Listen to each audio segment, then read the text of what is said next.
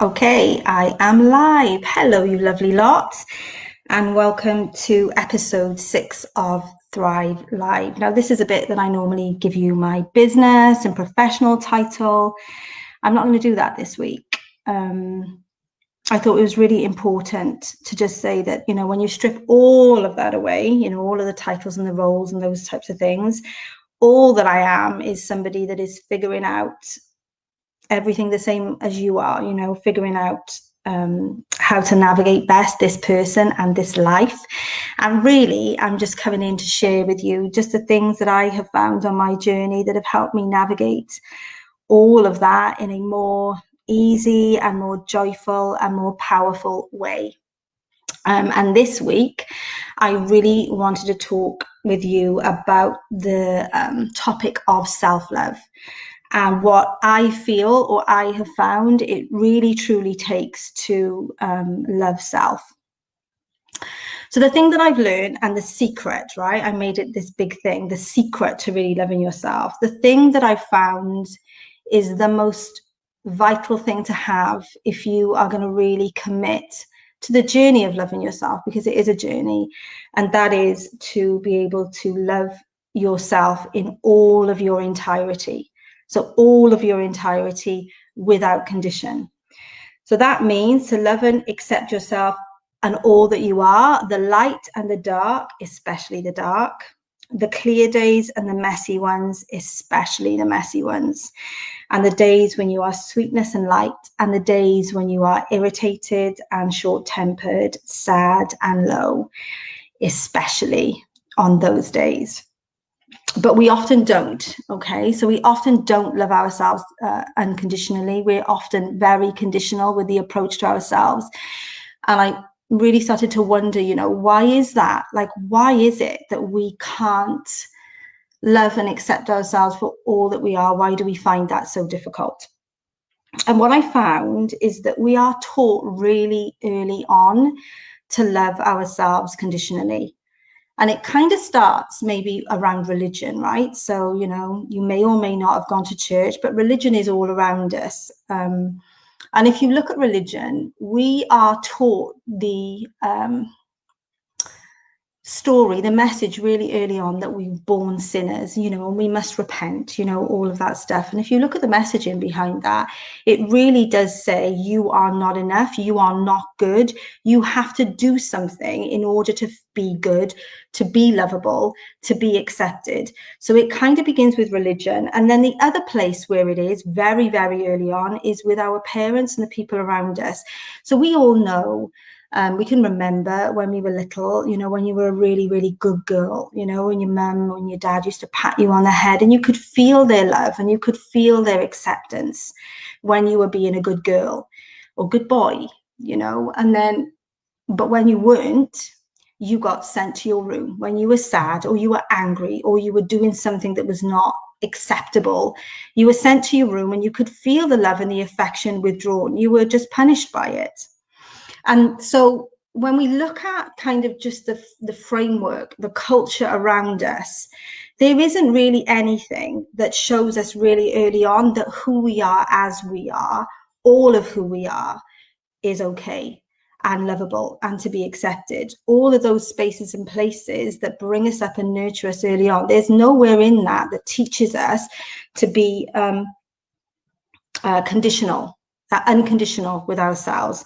And it also means that we look very often for external approval. We look outside there for somebody to approve of us and validate us and give us the opportunity to be able to love ourselves and accept ourselves. That is what goes on out there. And then the other thing that it creates is when we're feeling really good, when we're having a good day, when we're being positive, all of those things, all those categories we put on ourselves that are acceptable, watch us. You're visible and you show up for your own life. But on the days when you're feeling messy, on the days when you haven't got it all together, on the days when you're not feeling good, our behaviors are that we go to ground. We become invisible. And what we're actually doing in a very, very real way is abandoning ourselves.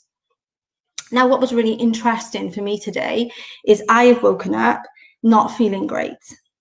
And my first my first impulse is to not come on here because I must turn up and be a certain way, right? That's what people expect of me. And so I've lent in today and I've shown up no matter what, just as a demonstration of, if you really want to know how it is to love yourself no matter what, you have got to lean in and show up for yourself no matter what. It would have been very, very easy for me to abandon myself today, put up a lovely, pretty blog post, and come on another day when I felt better. But I've really not wanted to do that. I really wanted to show up regardless, like I said, as a demonstration of what it really, really takes to learn how to be there for yourself, care for yourself, nurture for yourself, accept yourself no matter what. So what does it take? What does it truly take to love ourselves unconditionally? So the first thing is stop judging and accept. So when we look over our lives, especially the times when we've made a wrong decision or a bad decision, or we've not been nice, all of those times in our lives where we feel ugly. There's been plenty of times in my life where I felt ugly like that. And a massive, massive breakthrough for me was when I realized that I was only ever doing the best that I could do with the tools and the level of awareness that I had at the time. And when I traced back, all of those times when I haven't been my best self, when I've made bad decisions, I realized, like, right when you trace it back, the reasons why I've done a lot of those things is because I'm still like a 7-year-old girl, right? Just still stuck in some of the things in the past, but I was doing the best that I could do at that time. So I just learned to just accept and integrate those parts of myself, love them, understand, like I said, that I was doing the best that I could do. So stop judging and accept. The next is stop pushing away things in our past that were painful and even traumatic. When I first started on my self-development journey, I was kind of, without realizing, hoping that the work would just vanish away. All of the things that had happened to me in the past, I would just be able to vanish them away. But I really realized that they are part of loving self, part of actually owning your full power. It's to stop pushing those things away and accept that they are a part of you. They're an integrated part of you. And whether you like it or not, they have absolutely shaped who you are in this moment.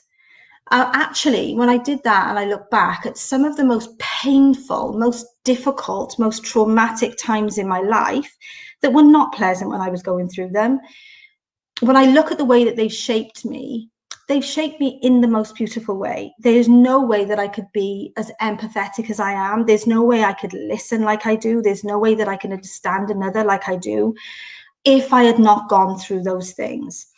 And so learning to integrate some of the not pleasant things that have happened to us during our lives and just accept that they're part of us is also a big part of learning to love yourself unconditionally. The third thing is, it really takes being vulnerable. It really takes being vulnerable. It really allows yourself to be seen, even on your messy days like I am right now, risking not being perfect or having it all together or saying the exact right thing. There's a real commitment when you visibly, physically show up for yourself that says, no matter what, I am making a stand for who I am. So not disappearing and not going to ground. And Brené Brown talks about it a lot. There'll be some of you that are watching this now that have seen some of the stuff on Brené Brown. And, she says that we can stand on the sidelines of our life, or we can just get in the ring and risk getting dirty and messy and bloody and all of that stuff. When you think about just taking a risk in relationship, unless you're willing to be vulnerable in a relationship, you will never really truly allow somebody else in. If you're not willing to be vulnerable and take a risk in business, you'll never ever really get where you want to go, because it takes risk. It takes showing yourself to somebody and them not liking it, or showing a product or service to somebody and them not liking it. Very often we're not fully expressed in our own lives because we don't want to risk being turned away or rejected or any of those things. But for sure that I know, a wholehearted life, one where you truly love and accept yourself, includes being vulnerable, and there is no getting around that. Otherwise than that, you're always on the sidelines of your own life.